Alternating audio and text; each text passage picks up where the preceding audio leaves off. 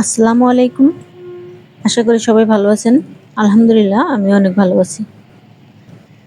তো আজকে অ্যা থাম্বনেল দেখে তো বুঝে গেছেন যে আজকে কি নিয়ে আলোচনা করব। যে লাল বরবটির ফলন আমাদের বাগানে, ছাদ বাগানে কেমন হয়? তো সেটাই আজকে দেখাবো বা শেয়ার করব। তো লাল বরবটির মধ্যেও কিন্তু কয়েকটা জাত আছে। তো আমি আগেও একটা লাগিয়েছিলাম, তো সেটা তেমন একটা ভালো হয় নাই। আর এখনকারটা মোটামুটি আলহামদুলিল্লাহ ফলন ভালোই আসছে।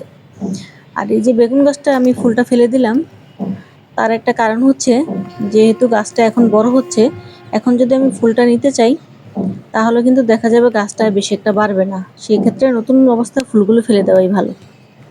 তো যাই হোক, আজকে ভিডিওটা যারা দেখবেন আশা করি সম্পূর্ণ ভিডিওটা দেখবেন। দেখে যদি আপুর ভিডিওটা ভালো লাগে তাহলে সবাই লাইক, কমেন্ট, শেয়ার করে পাশে থাকবেন। আমার নতুন বন্ধু যারা আছেন চ্যানেলটা সাবস্ক্রাইব করে দিবেন। যারা করছেন তাদেরকে অসংখ্য ধন্যবাদ। তো শুরুতেই একটা কমেন্টসে রিপ্লাই দিতেছি। এক আপু গতকালকে কমেন্টস করছে ভিডিওতে যে কিচেন ওয়েস্ট, এখন যেহেতু বর্ষার সিজন, বৃষ্টি হয়, তো বৃষ্টি হলে যখন আমরা এই মানে কিচেন ওয়েস্টটা বাইরে রাখি বা কোনো টবে রাখি, তো সেখান থেকে লিকুইড বের হয়। আসলে আপু এখন তো লিকুইড একটু বের হবেই। তো একটা কাজ করা যায় যে আপনার যখন বেডটা রেডি করবেন, আমি যেভাবে দেখাইছিলাম যে নিচে একেবারে শুকনো পাতা যদি থাকে তাহলে সেগুলি দিবেন, তারপরে একটু মাটি, তারপরে আবার একটু আপনার সবজি খোসা, আবার উপর দিয়ে একটু মাটি দিয়ে রাখবেন। একটা লেয়ার মাটি হালকা, একটা লেয়ার সবজি খোসা, এভাবে করে যদি দেন আর বৃষ্টির সময় যদি একটু ঢেকে রাখতে পারেন তাহলে কিন্তু দেখা যাবে যে লিকুইডটা অনেক অংশে কম বের হবে, তেমন একটা বের হবে না। আর যদি একেবারে খোলা থাকে সেক্ষেত্রে তো দেখা যায় যে বৃষ্টির পানি পড়লে তো অবশ্যই পানিটা দিয়ে তখন যে লিকুইডটা বের হয়, মানে তৈরি হয় আমাদের জৈব সারটা, সেটা আস্তে আস্তে বের হয়ে যাবে। তো দেখা যায় যে পুষ্টিগুণ অনেকটাই বের হয়ে যায়। তো সেই ক্ষেত্রে যেটা আমরা করতে পারি, ওই যে এরকম একটা লেয়ার মাটি, একটা লেয়ার সবজি, এরকম করে সবজি খোসা দিয়ে দিয়ে তখন রাখলে, আর একটু বৃষ্টির সময় ঢাকা দিয়ে রাখলে তখন আর এই জিনিসটা হবে না। তো যাই হোক, আলহামদুলিল্লাহ আজকের এই ধুন্দুলটা দেখেন কি পরিমাণ মাশাআল্লাহ বড় হয়েছে। অনেকাংশে আলহামদুলিল্লাহ ধুন্দুলটা বড় হয়ে গেছে। যাত্রা আলহামদুলিল্লাহ এত ভালো। যারা যারা বীজ নিয়েছেন আশা করি কেউ নিরাশ হবেন না। ফলন ভালোই হবে ইনশাল্লাহ। যেহেতু আমার বাগানে হয়, সবার বাগানে ইনশাল্লাহ হবে। আর আজকে যেটা নিয়ে আলোচনা করব সেটা হচ্ছে যে লাল বরবটির ফলনটা কেমন হয়। তো আমি আরও একবার দুইবার লাল বরবটি চাষ করছিলাম, তো তেমন একটা ফলন আমি আশানুরূপ পাইনি। তো এবারে যে বরবটিটা আমি চাষ করছি আলহামদুলিল্লাহ দেখা যাচ্ছে যে মোটামুটি এটার ফলনও আমার বাগানে যেই সাদা বরবটিটা আছে সেটার মতোই আলহামদুলিল্লাহ অনেকটাই কিন্তু ফলন ভালো হয়। আর ফলন ভালো হওয়ার জন্য ওই যে প্রথমেই বললাম যে মাটিটা ভালোভাবে তৈরি হতে হবে, বেড ভালোভাবে তৈরি হলে গাছটাও সুন্দর হবে। আর দ্বিতীয় হচ্ছে যে আপনার বীজ ভালো হতে হবে। যদি বীজ ভালো হয় তাহলে আমাদের ইনশাল্লাহ ফলনও ভালো হবে। কারণ ছাদ বাগানে আমাদের সবসময় একটা জিনিস গুরুত্ব দিয়ে খেয়াল রাখতে হবে, সেটা হচ্ছে সবজির বীজ আমরা কোন জাতের নিচ্ছি বা কেমন জাতের বীজ নিচ্ছি। ফলন যেগুলো ভালো হবে সেই জাতীয় বীজ কিন্তু আমাদের নিতে হবে। তো আলহামদুলিল্লাহ আমার বাগানে ধুন্দুল, চিচিঙ্গা, বরবটি, ঢেঁড়স, তারপর সিম, মোটামুটি যেগুলো আমি চাষ করি আলহামদুলিল্লাহ সবগুলোর ফলন কিন্তু খুবই ভালো, খুবই সুন্দর। যারা নিয়মিত আমার ভিডিও দেখেন তারা তো জানেন। আর এই যে ধুন্দুলটা মাশাআল্লাহ এত পরিমাণে মজা, আর এত সুন্দর মোটা হয়, দেখতে তো পারলেন কত বড় হয়েছে। এটা কিন্তু লম্বা জাত না, এটা কিন্তু এরকম জাতেরই। তো সেক্ষেত্রে কিন্তু এটা বেশি লম্বা হবে না, তারপরেও কিন্তু মাশাআল্লাহ অনেক লম্বা হয়। আর আলহামদুলিল্লাহ আমি কিন্তু প্রচুর পরিমাণে ধুন্দুল আমার গাছ থেকে এ পর্যন্ত আমি হারভেস্ট করছি। এখন হয়তো বা একটা দুটা করে হারভেস্ট করি, কিন্তু আরও কয়েকদিন আগেও কিন্তু 15-20 দিন আগেও কিন্তু প্রায় 1 থেকে 1.5-2 কেজি করে আমি এখান থেকে ধুন্দুল হারভেস্ট করতাম। তো মাশাআল্লাহ ফলন অনেক ভালো। আমার এই চিচিঙ্গাগুলিও ফলন অনেক ভালো, কইডা চিচিঙ্গা যে যাই বলেন। তো দেখেন এখনও ছোট ছোট কিন্তু গাছে আরও আছে। আশা করি যেহেতু গাছ এখন অনেকটাই পুরনো হয়ে গেছে, তো সেক্ষেত্রে যতটুকু পাইতেছি অতটুকুই কিন্তু আলহামদুলিল্লাহ। তো এজন্য আমাদের ভালো মানের বীজটা সবসময় কিন্তু বাগানে রাখতে হয়। তো চলুন দেখি যে আমার লাল বরবটিগুলার ফলন কেমন। যদি এখান থেকে আমি অবশ্য এখনও তেমন খাই নেই। তো শুরুতেই কিন্তু আমি বীজগুলো রাখতেছি, কারণ শুরুতে আমার যে বরবটিগুলো ধরতেছে সেগুলো বীজের জন্য রেখে দেব, কিছু বীজ রাখবো। কারণ আমার থেকে আলহামদুলিল্লাহ সাদা বরবটির বীজটা যারাই বীজের জন্য অর্ডার করে, ধুন্দুল, সিম আর হচ্ছে এই যে সাদা বরবটি, এগুলা কিন্তু কেউ মিস দেয় না। কারণ যারা আমার বাগান দেখে তারা সবাই জানে যে আলহামদুলিল্লাহ এটার ফলন কত সুন্দর, আর মাশাআল্লাহ কত ভালো ফলন দেয়। সবুজ বরবটি দেখা যায় যে আপনার ১ বার ২ বার ৩ বার ফলন দিয়ে আর তেমন একটা ফলন হয় না। আর এই সাদা বরবটি যতদিন আপনার গাছ থাকবে ইনশাআল্লাহ, খাবার যদি ঠিকমতো একটু দিতে পারেন, ফলনও কিন্তু খুব সুন্দর হয়। আর সবজির সাইজও কিন্তু তেমন একটা ছোট হয় না। যে আমি যে সবজিগুলো তুলতেছি দেখতেই পারতেছেন, আমার এটা কিন্তু অনেক পুরোনো গাছ, প্রায় ২ মাসের উপরে হয়ে গেছে। তো আলহামদুলিল্লাহ ফলন কিন্তু মাশাআল্লাহ খুব সুন্দর। তো আর এটা ধরো একেবারে গোড়া থেকে একটু খেয়াল করলে দেখবেন যে আমি একবারে নিচ থেকে কিন্তু বরবটিটা তুলতেছি, কারণ একেবারে গোড়া থেকে কিন্তু এটার ফলন হয়। আর এক ফলন উঠালে আরেক ফলন আসবে, ফুল আসবে এই গাছটার ভিতরে। দেখেন এখনো কিন্তু গাছে পরিপক্ক বরবটিও আছে, আবার হচ্ছে যে ফুলওয়ালাগুলো আছে। তো সেজন্যই আমাদের বীজ নির্বাচনটা সঠিকভাবে করতে হবে। বীজ যদি সঠিকভাবে নির্বাচন করা যায় তাহলে ইনশাল্লাহ ফলনও কিন্তু খুব সুন্দর পাওয়া যায়। আর ওই যে সাথে আমাদের একটু কেয়ার কেয়ার তো একটু নিতেই হবে। তো একটু কষ্ট তো করতেই হয়। আর আমরা যারা বাগান করি এটা আসলে আমাদের কাছে কষ্ট মনে হয় না, আমাদের কাছে আনন্দদায়ক লাগে। তো সেই ক্ষেত্রে দেখা যায় যে ৩টা ৪টা জিনিস যদি আমরা একটু বাগানে প্রতিদিন একটু ফলো করি তাহলে কিন্তু আলহামদুলিল্লাহ আমাদের ফলনও ভালো হয়।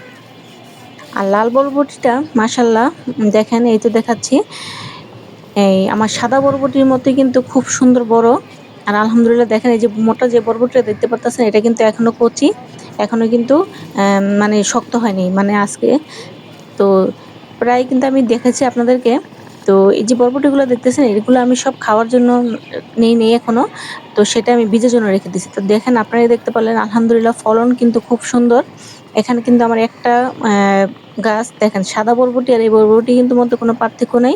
সাইজ মোটা সব কিন্তু একই রকম। তো এই লালের মধ্যেও কিন্তু আরেকটা আছে চিকন, আরো চিকন হয়। তো তার থেকে কিন্তু এটা ফলনটা খুবই ভালো মাশাআল্লাহ। দেখা যায় কয়েকটা বরবটি হলেই কিন্তু হয়ে যায়। তো লাল বরবটিটা যারা নিতে চান বীজ ইনশাল্লাহ অনেকগুলি রেডি করছি আমি। আরও তো বীজ যেগুলো আছে, যেগুলো এখন দেখতে পেলেন, এগুলো বীজের জন্য রেখে দেবো। তো যারা লাল বরবটির বীজ নিতে চান, আমার কমেন্ট বক্সে আমি লিঙ্ক দিয়ে দেবো ফেসবুকে। তো সেখানে গিয়ে আপনারা ফেসবুকে ফলো দিয়ে মেসেঞ্জারে নক করলেই ইনশাল্লাহ বীজ আশা করি পেয়ে যাবেন। তো এই যে দেখেন মোটামুটি আলহামদুলিল্লাহ একটা গাছের কিন্তু আগা ভেঙে দিলে কিন্তু প্রচুর পরিমাণে শাখা প্রশাখা বের হয়। আর মাশাআল্লাহ ফলনও দেখলাম যে খুব ভালো। তো এই কারণেই আমি গাছটাকে একটু মানে একটু দেখার জন্য, যে এক্সপেরিমেন্ট করার জন্য যে সাদা বরবটি আর হচ্ছে যে লাল বরবটি দুটার মধ্যে ফলনটা কেমন হয়। কারণ সবুজটাও আমি লাগাইছিলাম, সবুজটার মধ্যে ফলন তেমন একটা ভালো হয় নাই। আমি চেষ্টা করছি, আগা ভেঙে দিছি, সবকিছু করছি, কিন্তু আমার ফলন তেমন ভালো হয় নাই। আর অনেকেই আমাকে কমেন্টস করছে যে সবুজ বরবটিটা ফলন তেমন ভালো হয় না, ২ থেকে ৩ বার ফলন দিলে তারপর আর ফলন হয় না। তো সেই তুলনায় দেখলাম যে এই লাল আর সাদা এই দুটোটা জাতই খুবই ভালো, মানে লালের মধ্যে এই জাতটা খুবই ভালো। আলহামদুলিল্লাহ গাছ অল্প গাছের তুলনায় ফলন কিন্তু মোটামুটি খুব সুন্দর হয়। আর সবজির সাইজটাও দেখেন কত বড় মাশাআল্লাহ। তো একটু সঠিক খাদ্য, সঠিক বীজ নির্বাচন আর একটু মাটি তৈরি, এই কয়েকটা জিনিস যদি খেয়াল রাখি আমরা, তাহলে কিন্তু আমরা আমাদের গাছ থেকে ফলন পেতে পারি। আর এই যে ২টা বরবটি আজকে নিয়ে গেলাম, খেয়ে দেখবো কেমন লাগে। আশা করি ভালোই লাগবে। যেহেতু দেখতেও ভালো লাগে, আসলে যে জিনিস দেখতে না ভালো লাগে সেটা আসলে মন থেকে খেতেও ভালো লাগে না বা পছন্দ হয় না। তো দেখলেও কিন্তু আপনার শান্তি লাগে। তো সেক্ষেত্রে দেখা যায় যে ফলনটা আমাদের ভালো হতে হয়। আর এই যে এখানে লাল বরবটি, এই যে আরেকটা, মানে আমার কাছে ২ টো বীজ ছিল, সেখান থেকে আমার একটা চারা আগে উঠছে, সেটা আগে লাগিয়ে দিছিলাম। আর এই চারাটা, এই ধুন্দুলের বীজটা যখন আমি ওয়ান টাইম গ্লাসে লাগাইছিলাম, তো সেখানেও আগে এই বরবটির চারাটা লাগানো ছিল, তো তখন পরে গিয়ে চারাটা উঠছে। আসলে অনেক ক্ষেত্রে এরকমই হয়, বীজ যখন লাগে তখন ওঠে না, তো পরে গিয়ে কিন্তু বীজটা কিন্তু মাটিতে আবার ওঠে। আর এই যে এখানে অনেকগুলো টমেটো চারা একে উঠছে। জানি না এখন টমেটো গাছ লাগালে হবে কিনা। তো চারাগুলো যেহেতু খুব সুন্দর, তো আমি চারাগুলো আসলে ফেলে দেই নেই, ফেলতে যেহেতু মায়া লাগে। তো আজকে আমি এই চারাগুলি লাগিয়ে দেব। ওই যে ভিডিও শুরুতে দেখলেন যে টবে টমেটো গাছ লাগানো। আসলে বিকালবেলা আমি টমেটো চারাগুলি লাগিয়ে দিছিলাম, যে এখন উঠি, এখন কিন্তু বিকালবেলা। আর প্রথমে যেই শ্যুটটা দেখলেন সেটা হচ্ছে সকালের। তো লাগিয়ে দিয়ে কিন্তু আমি যে টবগুলো আমার মোটামুটি এখন খালি আছে, এগুলোর সাথে সাথে লাগিয়ে দেব। কারণ যেহেতু এটা শিওর না যে টমেটো গাছগুলো থেকে ফলন হবে কিনা। এখনো যেহেতু জুলাই মাস চলতেছে, এত তাড়াতাড়ি তো টমেটো গাছ লাগায় না। তো সেই ক্ষেত্রে আমি মানে অন্যান্য বেডের সাথে যেগুলো আছে সেগুলোর সাথে লাগিয়ে দিব। তো কেউ যদি এখন টমেটো গাছ লাগিয়ে থাকেন কমেন্টসে জানাবেন ফলন হয় কিনা। যেহেতু আমার এখানে একা একা চারাগুলো উঠছে, মানে সবজির খোসা যেহেতু আমি এখানে ফেলছিলাম, তো তার থেকেই চারাগুলো উঠছে। তো চলুন দেখি আজকে কি কি হারভেস্ট করলাম বা কতটুকুই হারভেস্ট করলাম। মাশাআল্লাহ দেখেন একটা মুঠ হয়ে গেছে একেবারে বরবটি। তো আপনি যদি আপনার নিজের বাগান থেকে প্রতিদিন এরকম একটু একটু করে যদি সবজি হারভেস্ট করতে পারেন, এরকম ফলন হয় মাশাআল্লাহ, তখন এর চাইতে আসলে আনন্দের আর কিছু হয় না। তো মাশাআল্লাহ দেখেন 2টা বরবটি কত মোটা, কত সুন্দর। আর এই যে বীজের জন্য রেখে দিলাম, আরও কিছু বীজ ঘরে আছে অলরেডি। তো আরও গাছে যেগুলো দেখতে পারলেন এখন, সেগুলো বীজের জন্য রেখে দেবো। তো বরবটিগুলো কেমন লাগলো সবাই কমেন্টসে জানাবেন। লাল বরবটিটা দেখতে কেমন লাগলো। আসলে ফলন যদি ভালো হয়, একটু যদি প্রাপ্তি আমরা আমাদের বাগান থেকে পাই, মনটা আসলে অনেকটাই ভরে যায় আর খুবই আনন্দ লাগে। কারণ একটা জিনিস নিজের হাতে বপন করে সেটা থেকে চারা করে গাছটাকে বড় করতে করতে এই পর্যন্ত আসা, আসলে এটা অন্যরকম একটা জিনিস, এটা বলে বোঝানো যায় না। তো যারা বাগান করে আসলে তারাই জানে, তাছাড়া আসলে কেউ বুঝতে পারবে না। তো যাই হোক, আজকের ভিডিওটা আপনাদের সাথে আমি শেয়ার করলাম এই কারণে, কারণ অনেকেই হয়তো বা বাগান ঠিকমতো করতে পারে না, নিরাশ হয়ে যান। আসলে নিরাশ হওয়ার কিছু নাই, করতে করতেই পারবেন। আর একটু ধৈর্য, সব ক্ষেত্রে আসলে ধৈর্যের দরকার। আমি একটা ভিডিওতে বলছিলাম যে বাগান আমাদের ধৈর্য ধরা শেখায়। আসলে কিন্তু এটা সঠিক, বাগান কিন্তু একটা ধৈর্যের বিষয়। ধৈর্য না থাকলে কিন্তু এটা করা যাবে না। আর যদি মন থেকে আপনার করতে না চান তাহলে করা যাবে না। আর এই তো চিচিঙ্গাটাও আজকে পেরে নিলাম, কারণ এটা মোটামুটি বীজ হয়ে গেছে। আলহামদুলিল্লাহ বীজগুলো আমি বেরও করে ফেলছি। যখন ভয় দিতেছিলাম তখন অলরেডি বীজগুলো বের করে ফেলছি। চিচিঙ্গার বীজ প্রায় শেষের পথে, তো এই জন্যই এটা আলহামদুলিল্লাহ পেকে গেছে। আবার কিছু বীজ হয়ে গেল। তো অনেকে চিচিঙ্গার বীজ নিয়েছেন, তো এটা আবার নতুন করে বীজ রাখলাম, আরও 2-1টা রাখতে হবে, কারণ অনেকে চিচিঙ্গার বীজ চাইতেছে।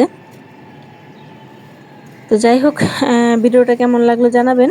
আর কে কোথা থেকে ভিডিওটা দেখছেন সেটাও জানাবেন। আর আপুর ভিডিওটা ভালো লাগলে লাইক কমেন্ট শেয়ার করে দিবেন। তো যাদের যাদের বীজ লাগবে কমেন্ট বক্সে গিয়ে ফলো দিয়ে, সরি, ফেসবুকে ফলো দিয়ে কমেন্ট বক্সে গিয়ে আপনারা মেসেঞ্জারে গিয়ে কমেন্টস করলে ইনশাল্লাহ বীজ পেয়ে যাবেন। ভালো থাকেন, সুস্থ থাকেন, আল্লাহ হাফিজ।